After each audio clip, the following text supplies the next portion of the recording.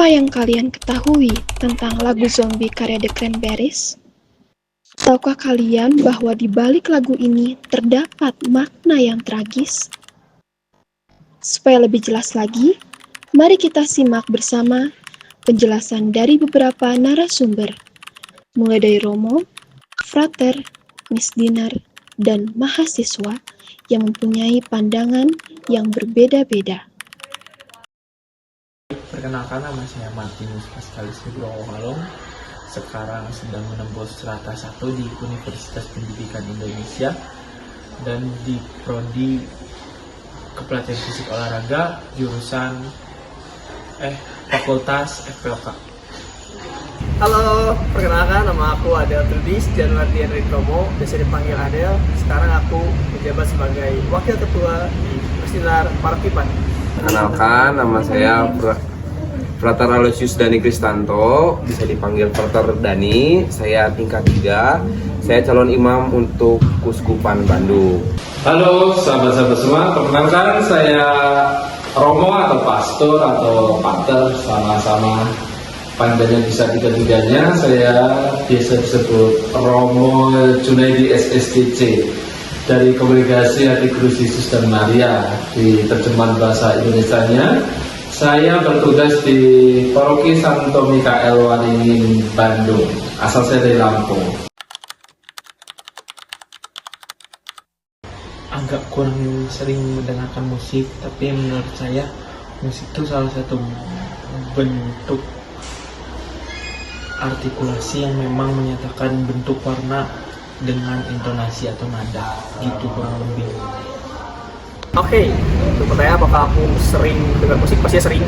Apalagi salah satu kayak jalan aku buat naikin mood, terus juga sebagai nambahin kreativitas aku juga gitu. Apalagi aku juga lagi jalan di dunia olahraga gitu ya, dan emang itu yang naikin mood aku, naikin mental aku, jadi aku seneng banget. Apalagi musik-musik yang pop dan lain hal, jadi seneng banget dengan musik. Kalau menurut saya tuh lagu tuh suatu ungkapan dari perasaan hati yang bisa diungkapkan melalui lirik-lirik gitu ya. Jadi bukan hanya semata-mata melodi yang tercipta, tetapi bagaimana dari segala untayan kata itu menjadi suatu melodi yang sungguh menyatu, dan itu suatu ungkapan bisa ungkapan perasaan hati atau perasaan yang terjadi dalam dirinya. Jadi hal itu memberikan suatu gambaran bagaimana lagu yang tercipta itu menjadi suatu gambaran yang ingin diungkapkan dalam seorang yang menciptakan lagu itu sendiri. Oke, saya otomatis sering mendengar musik dan juga saya sangat suka musik.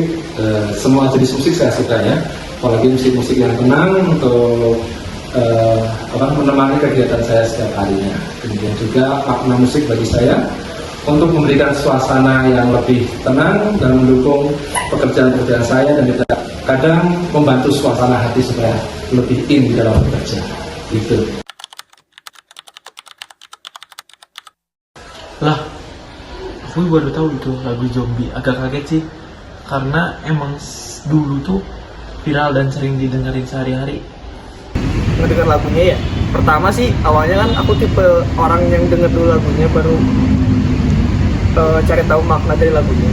Terus yang pertama pastinya biasanya aku denger dari refnya dulu. Ternyata pendengaran aku sejalannya aku denger lagu ini enak sih gitu, kayak gak terlalu tahu maknanya, tapi dari si musiknya dan hanya itu membuat hal-hal yang menarik yang aku dapat gitu. Bagi aku juga penyuka musik kayak gitu sih. Saya merasa bingung gitu ya, mungkin karena belum liriknya begitu asing gitu. Apa makna dari zombie ini apa gitu. Jadi maksudnya yang ingin disampaikan oleh pembuat lagu ini apa. Jadi perasaan pertama tuh bingung.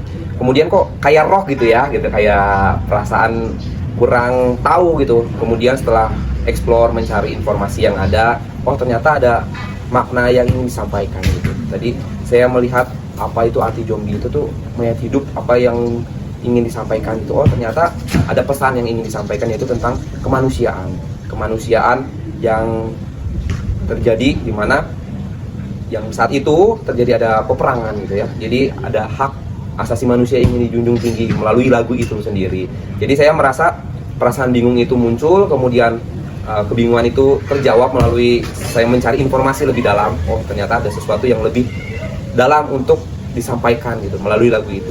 Saya merasa tersentuh gitu bahwa dengan lagu ini ternyata ada pesan yang ingin disampaikan, yaitu tentang kemanusiaan itu sendiri. Tadi Romo mengatakan bahwa Romo suka semua genre musik ya, jadi apalagi musik yang tenang. Tapi ketika mendengarkan musik zombie dari Cranberries ini yang cukup kepada nuansa rock ya, jadi Romo ya cukup jarang ya mendengarkan musik rock, tapi ketika mendengarkan musik dari Cranberries ini Romo merasa bahwa di dalam lirik-liriknya tuh mempunyai makna yang sungguh sangat mendalam ya, apalagi latar belakang dari lagu ini tercipta itu ya Bu Romo. Kalau dengar lagunya sepintas tuh yang aku pikirin tuh kan in your head, terus they are crying, mereka menangis gitu. Itu yang pertama, begitu kemasannya. Yang kedua juga but you see sampai fighting gitu tentang keluarga gitu sih kurang lebihnya. Oke, dari point of view aku sih ngelihat situasi kayak gitu pastinya sedih banget, apalagi itu umat Katolik yang dimana umat Katolik pastinya yang aku rasain sedih, empati yang sangat besar yang aku rasain. Terus pasti aku ada rasa pengen ngebantu banget gitu, apalagi kalau misalnya emang posisinya aku di tempat itu ya, wah serang balik gitu, yang terornya parah banget. Dalam tanda kutip, emang ada rasa kayak gitu, apalagi aku orangnya yang emang punya empati yang lebih besar dibanding yang dibayangin sama teman-teman sekalian. Pokoknya mah empati lah paling besar.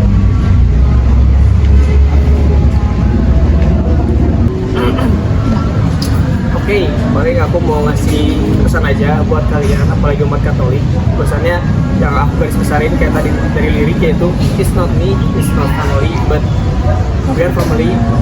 Yang dimana Katolik itu emang kekeluargaan yang besar dan juga secara universal kita menerima apapun umatnya, apapun bentuknya. Jadi aku nitip teman-teman Katolik, kita tetap bersinergi, tetap merangkul satu sama lain. Jadi pokoknya I love you Katolik.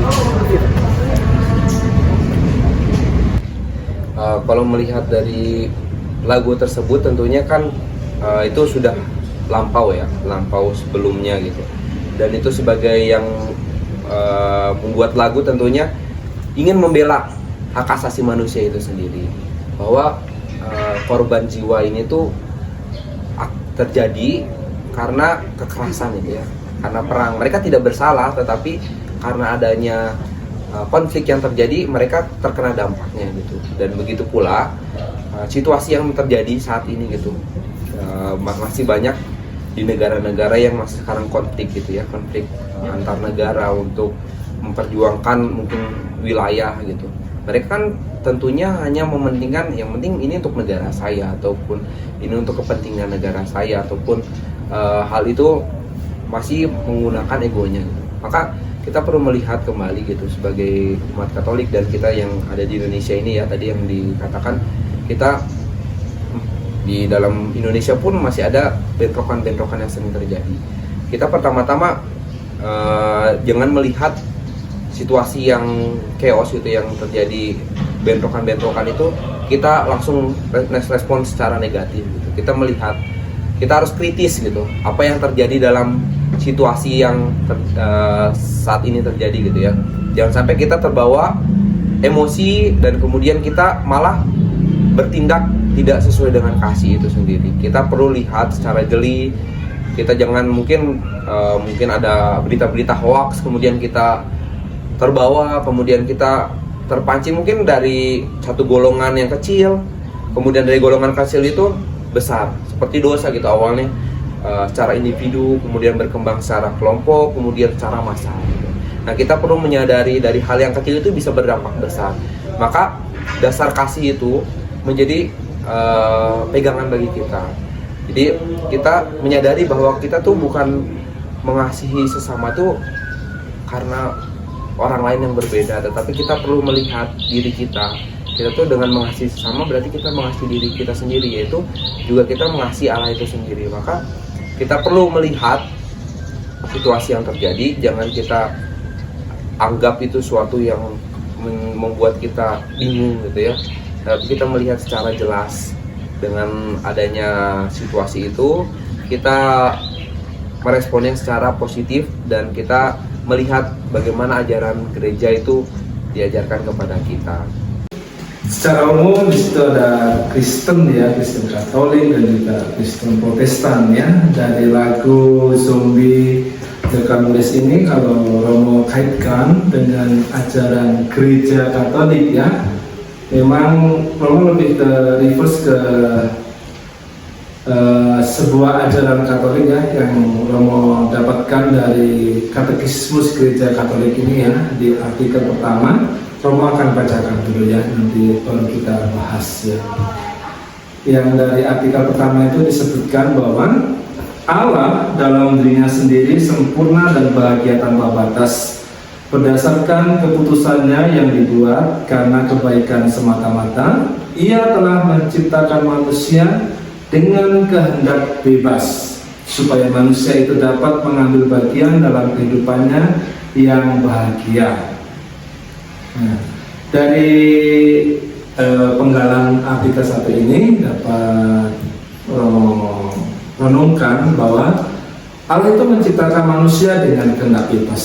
Jadi manusia bertanggung jawab dengan apa yang ia lakukan, mau ke arah yang baik, mau ke arah yang tidak baik atau negatif, itu manusia diberikan kehendak bebas ya. Memang di dalam peristiwa The Troubles ya, yang dari latar belakang dari lagu ini, memang sepenuhnya Romo berpendapat sedemikian ya. Itu adalah kehendak bebas dari mereka. Memang mereka Katolik, memang mereka ya Protestan gitu ya. Tapi di dalam diri manusia itu tadi seperti di artikel pertama dari Katekismus Gereja Katolik, bahwa manusia diberi kehendak bebas.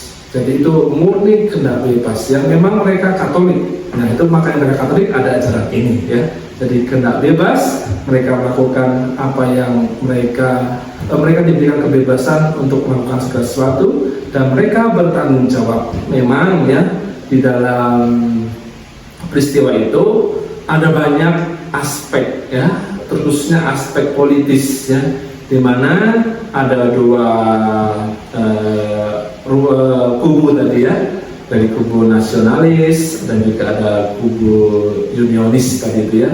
Ada yang ingin bergabung dengan Britania Raya dari unionis dan juga yang nasionalis tadi itu ingin memisahkan diri dari Britania Raya menuju ke Republik Irlandia. Tapi tadi itu ya secara singkat itu murni adalah kehendak bebas yang diberikan Allah kepada manusia sehingga terjadi seperti itu.